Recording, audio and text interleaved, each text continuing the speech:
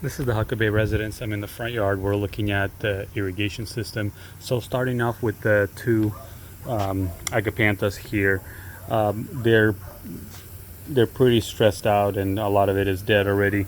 I did find an emitter line running. There's an emitter right there, and it's just inadequate. So we need to open that up and just run new emitters to the plants, and I would recommend replacing them since they're the only plants here in front. I would recommend some kind of evergreen shrub like a hawthorn or a boxwood, something that would always stay green.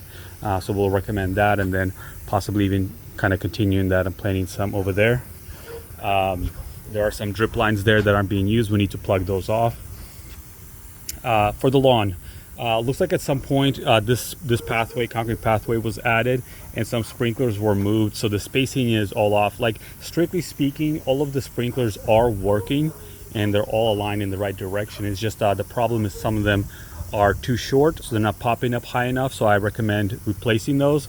And then other ones are just over time, they're just buried really low. So whenever we encounter that, especially with system this old, we recommend replacing those sprinklers as well. That's a total of 7 that I counted in here.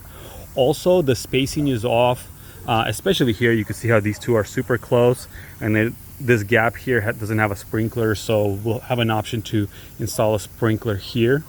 And then that line, the property line, well, not property, is it property line? Let me see. Well, the lawn line that runs right here, there's a sprinkler here and a sprinkler here, but none in the middle, so we would also recommend installing one there. It kind of depends on how much the client wants to do.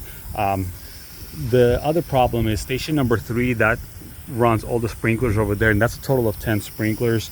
It is not enough pressure to cause them all to spray far enough, so the pressure is very low on those other sprinklers over there. So we would recommend one option to do is to install new pressure regulated sprinklers, which won't need as much pressure.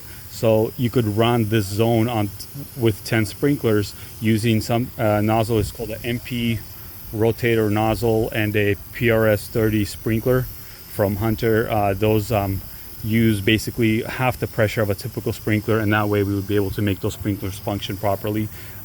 It's not a must in my opinion. I did adjust the sprinklers to turn on 3 days a week and to water much deeper. I think is going to fix some of the dry spots, but we'll just provide all those options depending on how much the customer wants to do with this lawn. So we'll have those options available. Thank you.